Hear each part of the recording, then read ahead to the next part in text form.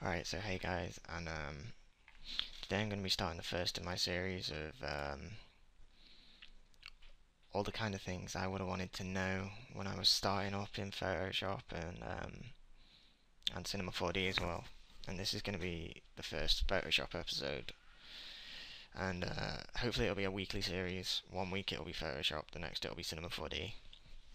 But the first thing I wanted to go through is brushes because you can just dot a brush anywhere, but it kind of just looks boring and generic if you use the same brush as someone else and you just leave the brush as it is instead of putting your own twist onto it.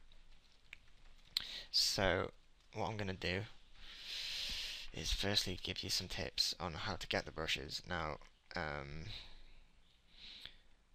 personally, I like to use DeviantArt quite a lot and just straight up Google.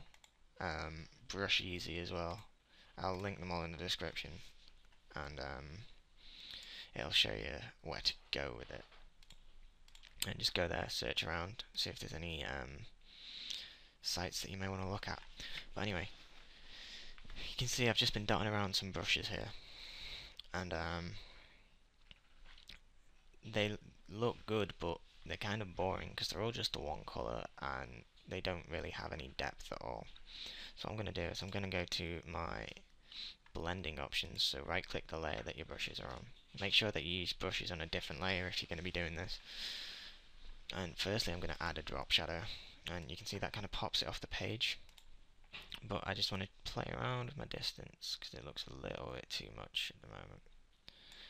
Change the spread, not too much. Also change the size. Just move the distance back a little bit. Size as well. And just play around with it until it starts looking good. Okay, that's looking pretty cool, and it looks as if they're popping off the page straight up. Straight up off it, and gives it a kind of 3D feel. The next thing I'd do would be an outer glow. Now, you can make it look pretty cool. I'm going to use blue for this, I think, and just change the size of it. You see, mixed in with the shadow, it helps to add to the depth. Maybe change your spread a little bit, not too much. It's all down to the size of what you've got. The bigger the size, the more spread you can go. Just turn down the opacity slightly, you don't want the colour to be too much. And then again with an inner glow, if you put this as a different colour, make sure it's a colour that'll blend pretty well with it though. And then just change the size and turn down the opacity a little bit. It's all adding to the effect. Now if I add a gradient overlay finally, choose overlay, actually with blend mode, it kind of darkens it then lightens it. But what I can do is I can use it to make a different colour. So I'm going to choose a radial gradient. I'm going to change the scale of it, so it's kind of looking like that. And then I'm going to choose just a nice different coloured gradient. So with the colours I've got, I'm going to want to go to blue maybe in the middle, to kind of a deep purple out there. Band. And then play around with different blend modes.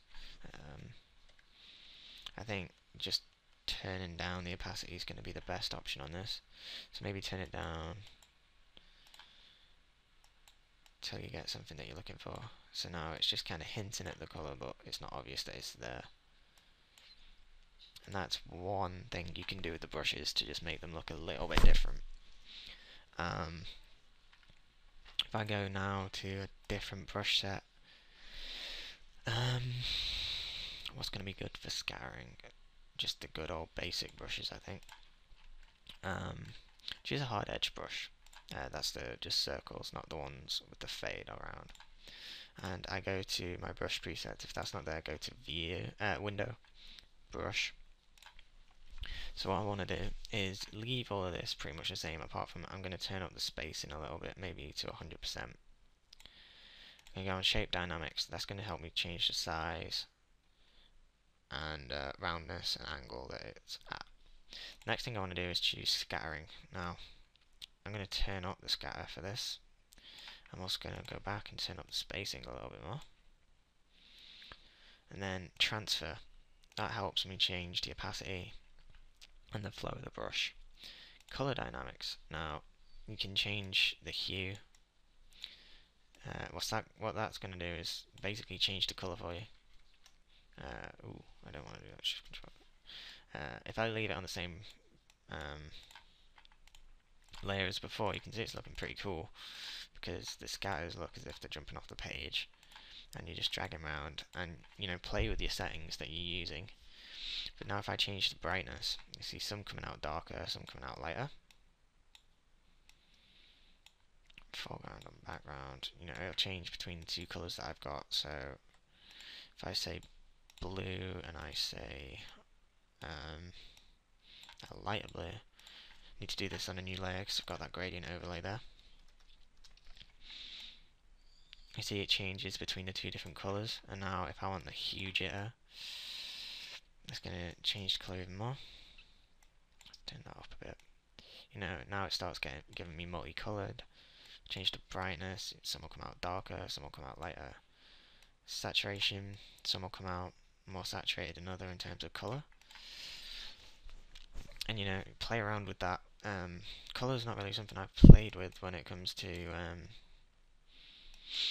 actual colours, brushes themselves, but it's pretty cool to look at. And then opacity jitter and flow jitter, just play around with these. It's basically going to say how strong they look on the page. And yeah, the next thing is just how to stop your brushes being the one colour. So I'll go for something, I'll go for light, and just choose these. Now, light brushes tend to look better, or lighting effect brushes tend to look better in a lighter colour. In a darker colour, they're not so good. I choose, if I choose black, it kind of, it's good, but it doesn't really work with the effect that I'm using. So what I want to do is I've got on a new layer this chosen, but it's all one colour. It kind of looks a little bit boring. So what I'm going to do is I'm going to make a new layer. I'm going to right click it and I'm going to choose Create Clipping Mask. Now what that does is only allow it to affect the layer that's below it. I'm going to go back to my basic brushes. I'm going to choose a soft edged brush. I'm going to change the blend mode of my new clipping mask that I've just created to colour. And I'm going to firstly just choose a nice blue. I think I really need to change the colour of this to grey. Let's just go normal. I just need to change these colours to grey. Merge these. Just Control M. Create a clipping mask. Colour. Now grey, and you see it's starting to go there. So now I've got the colour there, coming from this. You always have to change kind of a grey, or if you do want to do this, I'd say grey is probably the best colour. It won't work with black or white. And then I'm going to come in here and I'm going to choose kind of a reddy purple, and mix that in there like that. And then I want an orange in the middle, like that. But like I said, the lighter colours tend to work with this better. So what I could do is change every colour to a much kind of lighter version of it. And it's also going to affect it as the grey. So you need to play around with what different colours you're using and what brushes you use. So now if I change this up to be kind of a purpley equivalent, that's looking pretty good with the purple. And then I go to blue, like that. And you just play around with it, and you don't just have to use this effect for anything else. In one of my speed outs, I use it on a render. And that's pretty much it for what I wanted to do with brushes. The next thing is probably going to be color correction. I know I did it on a previous channel, but that's since been closed, and it is a decent effect to know how to use. So, and my next Cinema 4D one, I think, is probably going to be render settings and lighting before you even start on anything else in Cinema 4D. But anyway, hope this was useful. See you around. Hi, Dad.